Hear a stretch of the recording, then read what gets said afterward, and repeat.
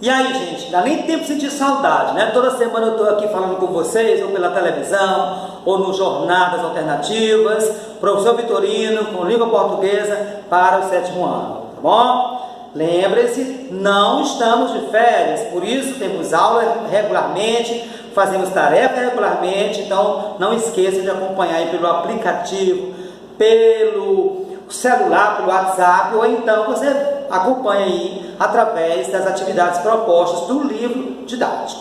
Bacana? Então vamos ver quais são as habilidades que vamos trabalhar hoje e que conteúdos. Bom, nós vamos trabalhar os gêneros textuais HQ e tirinha, mas o que vamos trabalhar nesses gêneros? A primeira habilidade é analisar em textos narrativos ficcionais as diferentes formas de composição de cada gênero, ou seja, da HQ e da tirinha. A HQ, ou a história em quadrinho, o tempo e o lugar costumam ser indicados pela própria imagem, né? Então, a própria imagem já fala, né? A linguagem não verbal. São longos, os textos bem compridos, assim, várias páginas, um livreto assim, por exemplo, pode ser uma história em quadrinho. Algumas HQs apresentam legendas, que são aqueles retangulares que trazem a voz do narrador. Possuem diferentes tipos de balões, que a gente vai ver um pouquinho alguns desses tipos em seguida.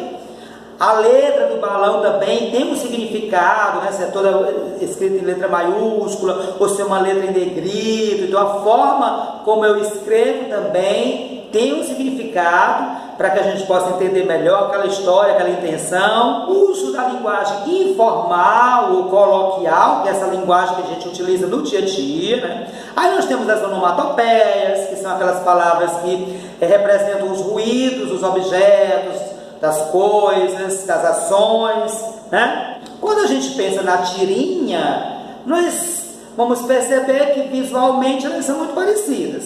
Qual a diferença? A tirinha é um texto bem curto, possui traços humorísticos, né? Então a tirinha normalmente ela tem essa intenção de divertir, geralmente tem efeito ambíguo, ou seja, duplo sentido, acontece muito nas tirinhas.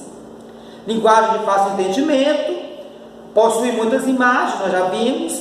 Linguagem verbal é a palavra, linguagem não verbal, as imagens, os desenhos, que também é comum, né?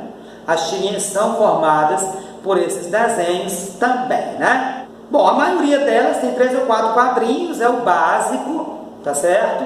Por isso são ali bem curtinhos, ok? Bom, aqui nós temos alguns tipos de balões e seus significados. Sei que vocês sabem disso, mas não custa nada a gente relembrar. Nós temos o balão, a linha contínua, que é a fala normal. Nós temos o tracejado, que é o cochicho do personagem.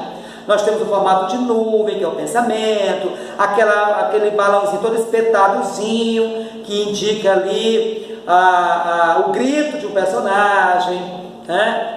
Ou então, se a gente tem as ramificaçõezinhas, uma sozinha a gente indica que é a fala do personagem. Então, várias ramificaçõezinhas, como você vê na imagem, indica que várias pessoas estão falando ao mesmo tempo. A lampadinha ali dentro representa que teve uma ideia. Aí, por exemplo, uma dúvida, um ponto de interrogação, uma admiração, um ponto de exclamação, né? Se não consegue se expressar um personagem, uma reticência. Então sinais de pontuação aí também dentro das HQs, que são muito importantes para que a gente dê conta das intencionalidades das falas. Bom, aí temos aí também aquela fala mais chorosa, mais sentimental, esse balãozinho se desmanchando, as claves musicais indicando que alguém está cantando, enfim. Então são vários tipos, e aí a gente já pode acompanhar. Eu tenho certeza que vocês reconhecem aí das várias histórias que vocês leem e gostam de ler. O contorno dos balões, nós já vimos que os balões têm essas linhas, esses tracejados, mas existe também, em algumas vezes, como a gente vê aqui nessa imagem, no terceiro quadrinho, tem uma fala que não tem contorno de balão, né? Ou seja, sem contorno, ocupando uma boa parte do quadrinho. O que reforça? Reforça que esse personagem está irritado, está gritando. Quer dizer, é uma outra simbologia, uma outra alegoria das HQs e tirinhas que é importante a gente conhecer para entender melhor os textos que lemos. O que são as onomatopeias? são importantes marcas das tirinhas que combinam expressividade sonora com estilização. Representam o som dos objetos e permitem que o leitor ouça o som das coisas. Então nós temos aqui nessa imagem, observe que tem um boom e uma bomba, ou seja, indica que essa bomba vai explodir, né? Vocês veem aí a Mônica, né? Que representa a raiva, né? A ira da Mônica aí pronta para dar uma coelhada, né? Ok? No Cebolinha. Então tudo isso nas histórias em quadrinhos e nas tirinhas não são representados em forma de narrativa, em forma de legenda, não. São representados através dessas onomatopeias que a gente conhece, são simbologias, são alegorias, e a gente já entende naquele momento de que se trata, né, dessas ações, esses objetos, enfim. Bom, nós temos as metáforas visuais. O que são as metáforas visuais? Olha, elas são usadas pelos quadrinistas para transmitir situações da história sem necessitar utilizar o texto. Quando o personagem, por exemplo, está nervoso, tem uma fumacinha na cabeça dele. Então não precisa dizer que ele está nervoso. A fumacinha já indica esse nervoso do personagem, né? Se a pessoa leva uma pancada na cabeça, fica aqueles passarinhos ali, ou aquelas estrelinhas, indicando que a pessoa está atordoada, está sentindo aquela dor. Isso é o que nós chamamos de metáforas visuais, ou seja, são imagens, né, captadas pela visão e que significam, representam na narrativa, né, representam a simbologia, um sentido, e a gente, claro, entende sem precisar que se escreva alguma coisa. Temos as figuras cinéticas. O que são figuras cinéticas? São representações gráficas dos movimentos, assinalam a trajetória dos objetos ou personagens. Os recursos gráficos são, na maioria das vezes, traços, símbolos e sinais que, aplicados em um desenho base, acrescentam-lhe sensações de movimentos. Observe essa imagem, como a ideia do saltitar do personagem está aí nessas linhas, tá? Se a gente passa para a nossa próxima imagem, veja aí, estão sempre lado a lado. Olha aí o Cebolinha pulando, né? Os pezinhos dele acima do ar, o Cascão chutando a bola. Olha o posicionamento do pé dele, olha a linha, o trajeto que essa bola faz até o gol, olha o goleiro voando para tentar pegá-la. Então tudo isso é o que nós chamamos de figuras cinéticas, ou seja, figuras que indicam esse movimento do personagem, esse movimento dos objetos no ar, né? Esses trajetos. Agora nós vamos ver o quê? Qual a habilidade? Identificar os efeitos de sentido provocados pelo uso do ponto final, exclamação e interrogação. Ou seja, vamos ver um pouquinho da pontuação, o uso do ponto final, exclamação e interrogação, ok? Ó, os sinais de pontuação, eles reforçam sentimentos, dão maior expressividade à voz do personagem. O ponto final, por exemplo, serve para indicar o final de uma frase. O de interrogação, uma pergunta, uma dúvida. E o ponto de exclamação indica a admiração, a alegria, o espanto, dentre outros sentimentos. Isso é a mesma coisa que acontece em outros textos de outros gêneros, tá? Na HQ, a gente viu lá nos balões que às vezes eles aparecem com maior destaque dentro de um balãozinho para reforçar essa dúvida ou essa admiração. Nossa próxima habilidade a ser trabalhada nessa semana é identificar o tema de um texto, o assunto, né? As HQs, as tirinhas, assim como os gêneros textuais diversos, sempre tem um tema, elas sempre trazem um assunto. Elas não estão ali de graça, elas estão ali para trazer para a gente um assunto, falar sobre alguma coisa. Bom, então, nós temos aqui a Turma da Mônica, que vem por aí, né? Essa historinha. Observe que tem umas crianças chamando Mônica, Cebolinha, aí aquele que eu não me lembro o nome, que é o Chaveco, né? Vocês conhecem, né, o Chaveco? Então, Mônica, posso te adicionar no Facebook? Aí a Mônica disse, bem, aqui. Cebolinha, eu posso te seguir no Twitter? Seguir? Ele fica assim, né? E o Chaveco, né? Meu endereço, manda uma cartinha. Olha, do tempo da carta. Quer dizer, hoje tem um endereço de e-mail, né? Ou então tem um Instagram, ou tem um Facebook, ou tem um Twitter, né? Quer dizer, você pode seguir, você pode curtir, compartilhar, enfim.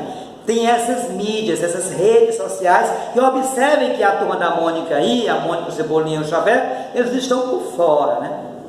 Pessoal, espero só um pouquinho, já já voltamos. Observe que eles ficam assim, meu Deus, que assunto é esse? Eu não vou conseguir conversar com essas crianças. E eles correm para o Maurício de Souza e vão fazer uma reclamação. Precisamos entrar nas redes sociais. Olha o Cebolinha, né? Diz aí, Maurício, como é que fica? Bom, nessa tirinha que acabamos de ler, por exemplo, temos como tema a influência das redes sociais nos dias atuais. Observe que os personagens da Turma da Mônica não conseguem interagir com as outras crianças por ainda não estarem interagindo com essa tecnologia. E no último quadrinho faz uma queixa ao seu criador, o Maurício de Souza, para que comece a entrar nas redes sociais, né? Bom, temos ainda uma outra habilidade, que é reconhecer as variedades da língua falada, o conceito de norma padrão e o de preconceito linguístico, ou seja, a variação linguística. Nós sabemos que nós temos na nossa fala, nós temos a linguagem formal, que é a linguagem padrão, que obedece às regras gramaticais. Nós temos a linguagem informal ou coloquial, que é a língua que a gente se comunica de um modo geral com a nossa família, com os nossos amigos, sem se preocupar com regras e tal. Temos a linguagem regional, que é característica de uma região, tá? Enfim, e temos a linguagem que é característica de um meio social, determinado grupo fala daquela maneira, então são várias os tipos de linguagem. Agora é importante a gente entender que não deve ter preconceito sobre nenhuma delas. Não é porque eu falo corretamente obedecendo às regras que eu devo destratar ou menosprezar ou achar que a pessoa que está falando de maneira informal está errado. Não, isso não existe. Preconceito linguístico é algo que a gente deve riscar, né, da vida da gente. Vamos ver essa tirinha aqui. O Chico Bento era um sítio muito engraçado. Ele chega no sítio, uai, que sítio é esse? Que eu nunca tinha reparado. Será que é novo? Olha como estão escritas essas palavras. Uai, que, reparado, são características da linguagem oral e da linguagem regional. Porque o Chico Bento mora na área rural, então é a linguagem regional. Ele está falando errado, eu vou tratar mal o Chico Bento, dizer que ele é burro, porque não. Ele fala do jeito que ele sabe, né? Do jeito que ele aprendeu, do jeito que ele se comunica aí com os seus colegas, com o seu meio. Então observe que o Chico Bento ele tem essa variante regional, tá? Que é uma forma de falar, assim como tem a linguagem formal, a linguagem informal, a linguagem regional, né? Falamos linguagem técnica, linguagem jornalística, ou seja, as várias formas de falar de acordo com o ambiente que a gente está naquele momento usando da palavra. Nossa última habilidade é estabelecer relação, causa e consequência entre partes e elementos do texto. Então nós vamos voltar para a mesma historinal que vem por aí, das redes sociais, e aí a gente vai perceber, por exemplo, olha como a Mônica, bem aqui, ela está toda encabulada, quer dizer, isso é uma consequência. Qual é a causa do encabulamento da Mônica? Porque ela está por fora das redes sociais, ela não sabe o que é o Facebook, né? A gente está trabalhando aí a relação de causa e consequência. Nós vamos entrar nas redes sociais aí. Por que o Cebolinha chega a essa conclusão? Exatamente porque eles estão por fora, não estão conseguindo aí interagir com o tempo deles, com as crianças, o tempo deles, tá bom? Bom, e é isso, assim a gente encerra a nossa aula. Vocês vão fazer as atividades aí pelo WhatsApp, pelo aplicativo, né, pela sala virtual, vão mandar, vão encaminhar pra gente, bacana? Então tchau, fique com Deus, fique com saúde e até o nosso próximo encontro aqui pelo canal Jornadas ou pela TV.